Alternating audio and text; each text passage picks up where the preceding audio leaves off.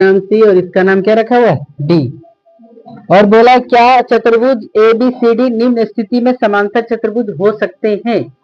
ये समांतर चतुर्भुज दिया हुआ नहीं है, कौन कौन स्थिति में ए बी सी डी जो है दिया हुआ है, क्या वो समांतर चतुर्भुज हो सकता है या हाँ या नहीं में जवाब देना है। तो देखो पहला सवाल बोला है कि पहला यदि एंगल ए बराबर एंगल सी और एंगल बी बराबर एंगल डी हो। देखो इस स्थिति में क्वेश्चन समझिए क्या बोला है। सो बोला है क्या चतुर्भुज एबीसीडी निम्न स्थिति में समांतर चतुर्भुज हो सकता है। यदि यह स्थिति दिया हुआ है और इस स्थिति के कारण से ये क्या समांतर चतुर्भुज है या नहीं सो पूछा है। तो देखो हम लोग क्या जानते हैं, गुण क्या जाने थे कि समांतर चतुर्भुज के सम्मुख कोण क्या होते हैं, बराबर होते हैं। तो एंगल ए के सामने वाला कौन सा कोण है, सी, और एंगल बी के सामने वाला कौन सा कोण है।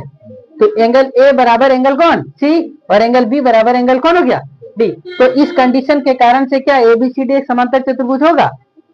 हाँ, एबीसीडी क्या हो जाएगा, एक समांतर चतुर्भुज हो जाएगा। तो लिख सकते हैं हाँ, है ना, ए बी सी डी क्या है, एक समानांतर चतुर्भुज है। पहला कंडीशन से।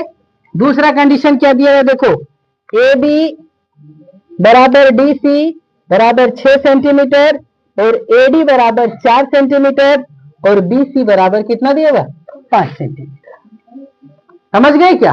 अब हमको अलग टर्म दे दिया ए बी और डी सी, ये 6 ये भी 6 दिया हुआ है, एक 4 है और एक 5 दिया हुआ है। एडी ये 4 दिया हुआ है और ये कितना दिया हुआ है, 5। तो क्या समांतर चतुर्भुज हो सकता है, नहीं ना हो सकता है। तो क्या लिख सकते हैं, नहीं। क्या जवाब में देंगे, नहीं।